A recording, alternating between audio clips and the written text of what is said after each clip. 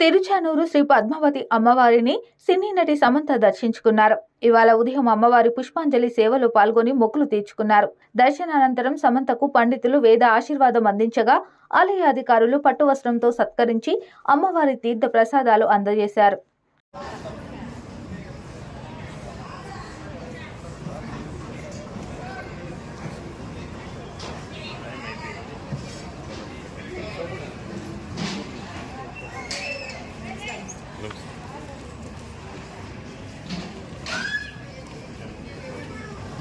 video తీసేటప్పుడు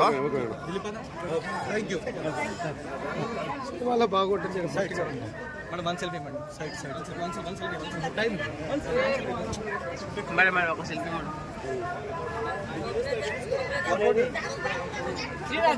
photo